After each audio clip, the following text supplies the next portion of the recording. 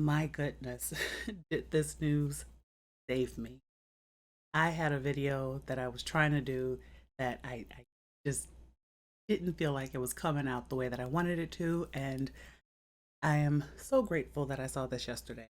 So I saw the news on one of the rare times that I actually go on Twitter. And I can't remember who posted it, but in looking at the article, I will definitely agree with the premise. If any portion of this is true, I would never want to read this person's work. So, if you haven't heard, apparently Amazon and the Lord of the Rings series is being sued. Or not the series, but the Tolkien estate. Amazon and the Tolkien estate are apparently being sued by someone who's named themselves Demetrius Polychron. Now, don't know if any of this is true. I'm I don't really care if any of this is true. I just find it absolutely fascinating, and to a degree it would kind of make sense. So, apparently this person Demetrius believes that Amazon took his book idea. Now, of course, his book idea began as essentially Lord of the Rings fan fiction. And it's clear in that it started as a more Lord of the Rings fan fiction. So it seemed like he was trying to do what the chick who wrote the 50 Shades of Grey series did, where it started off as Twilight fan fiction and then kind of transitioned into its own thing. But that doesn't really matter. What really kind of matters, well, okay, that it started off as fan fiction is not what matters, is what I mean. Because essentially it kind of goes to my idea in the first place that Rings of Power reads a lot like fan fiction itself. And kind of what killed me about this article and why I chose this article is because uh Chris Snellgrove seems to believe that somehow Rings of Power is actually Tolkien's work. And that's just silly. If you've actually read the Silmarillion, if you've actually read any of Tolkien's work, you would know absolutely nothing in the Rings of Power other than the names of characters has anything to do with anything that Tolkien did. But so essentially, like that this is going to come off more as a defense for Amazon because it's the same kind of shilling thing of, oh, Rings of Power is right, as it says here. The Rings of Power gave us a kind of extended origin story for how Sauron became the big bad in Middle Earth. And the problem is it's not the origin story because that's literally not what happened in Tolkien's story.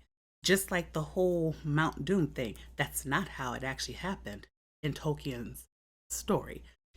Just like what they tried to do with Galadriel and what they're doing to Gilgalad and to and to Elrond and to any established character. That's not how it went in Tolkien's stories. So it would make more sense to me that they saw someone else's fan fiction and, you know, maybe tried to tweak it.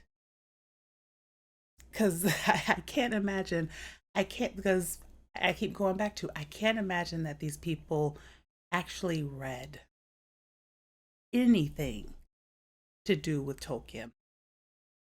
And that's just, like, there's not really, there really is not much that you could say. Like, this whole story is really kind of ridiculous. So they mentioned that, so they then mention that apparently what this Demetrius person did is that when he decided to write his own version of Lord of the Rings, that he actually tried getting, he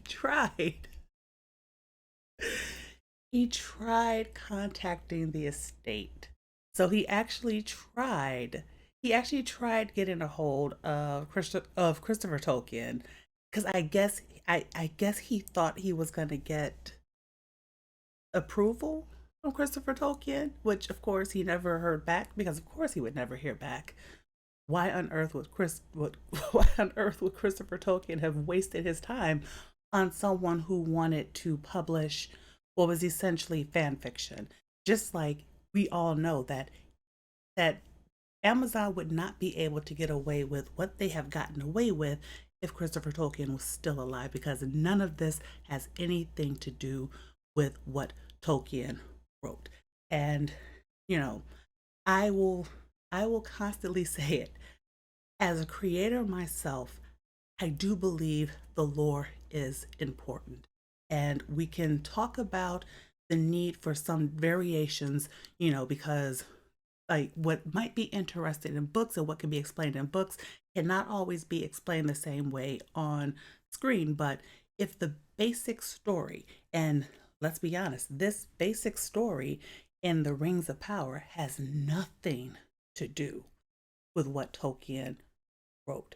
And so, I mean, it like like just listen to this if you're not watching. But essentially, because this is how the website, I think is what, Giant Robot. I think that's where I got Giant Freaking Robot.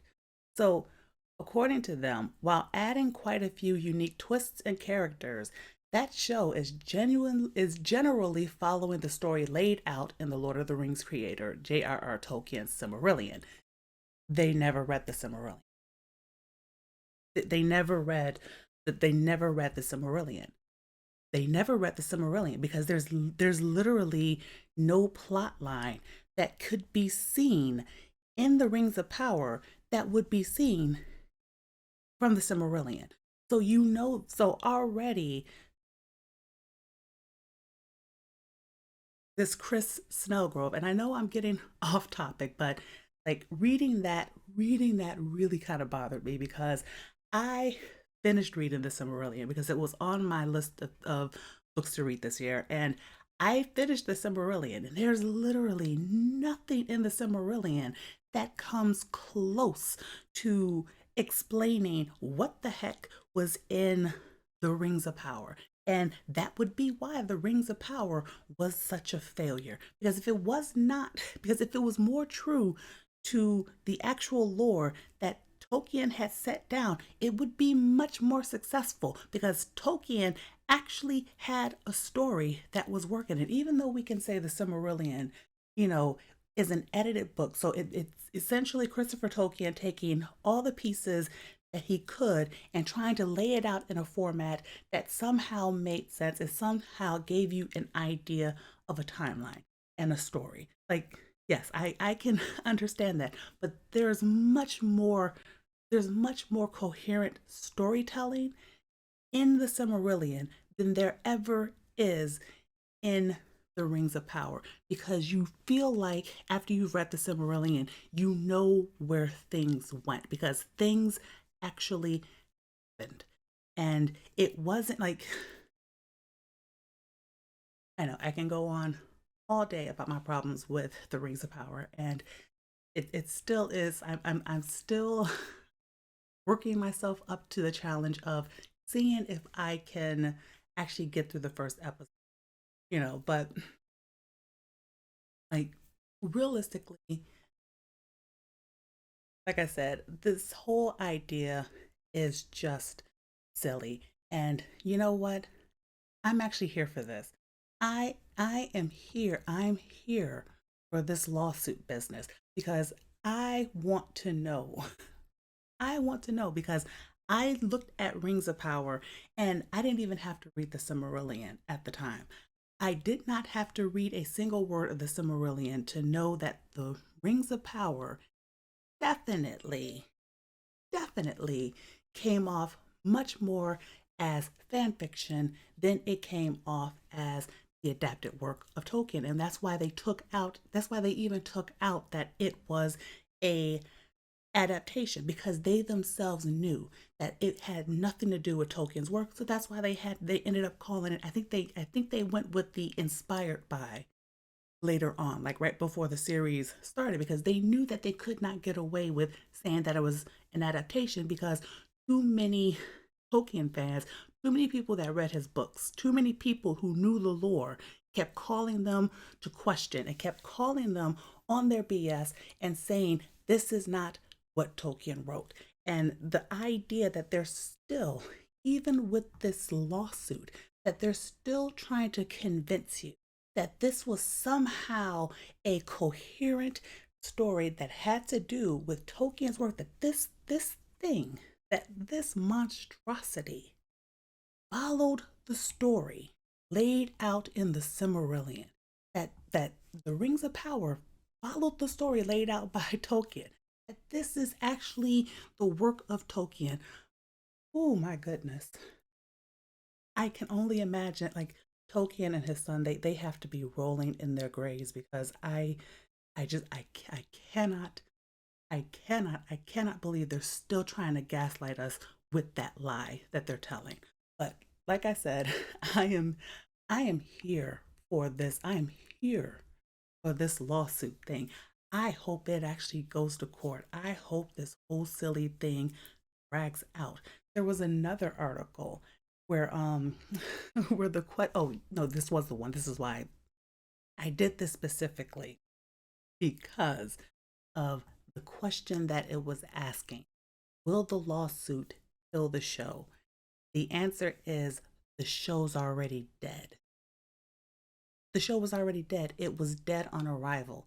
That's why only 37% people in the US even finished the show, because it was already a dead property.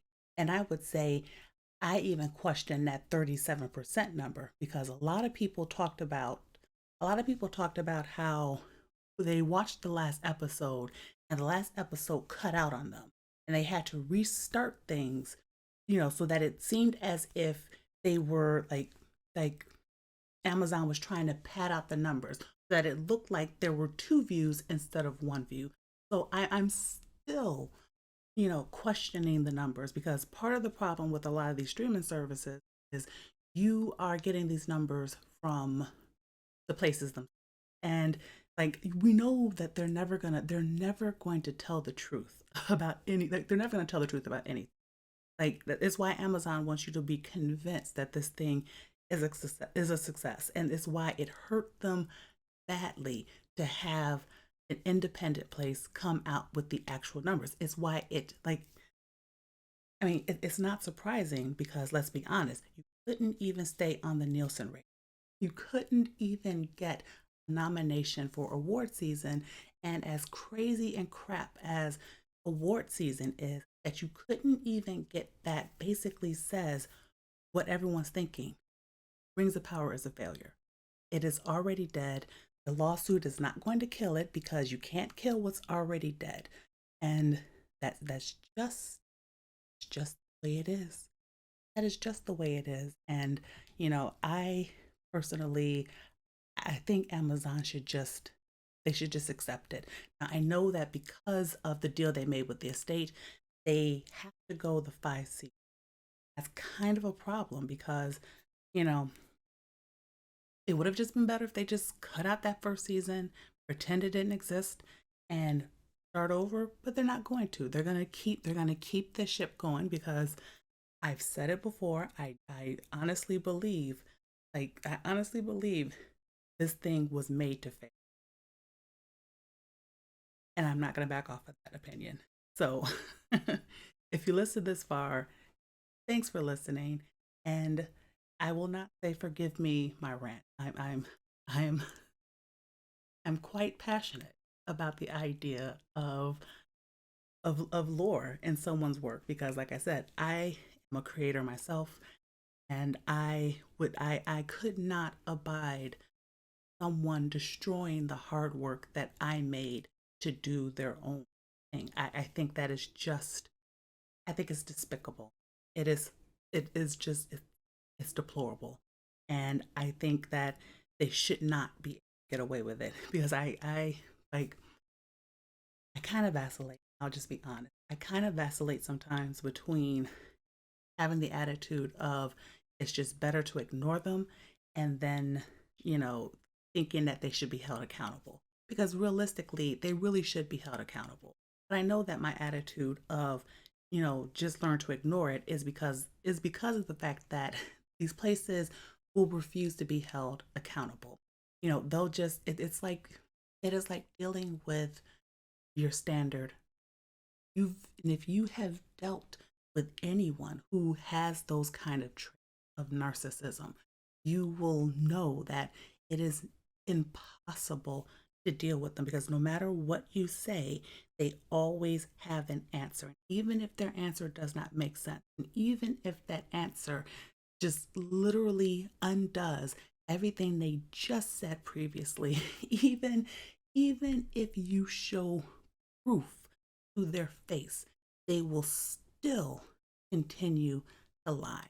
And so it is kind of that hardship where you kind of have to I don't know, wonder if, well, maybe maybe the confronting them, you don't get answers out of them, or you don't get accountability, or you don't get change out of them, but maybe other people will see it, will see that behavior, and they'll jump on board yeah, I probably shouldn't watch that, or probably shouldn't give that my money, or I probably, like that kind of thing. So I like I said, I kind of vacillate a little bit, but I do think that because there has been a huge deviation from proper storytelling. I think that it, this that in particular is something that really kind of needs to be confronted. And so, yeah, that's kind of becoming the whole basis of the whole channel to a degree, But that's going to be for later. And yeah, anyway, in the most awkward way that I can end this, that's it for the video. And yeah, all the things that YouTube normally likes for engagement and yeah, that kind of stuff. And I will see you on the next video. Bye.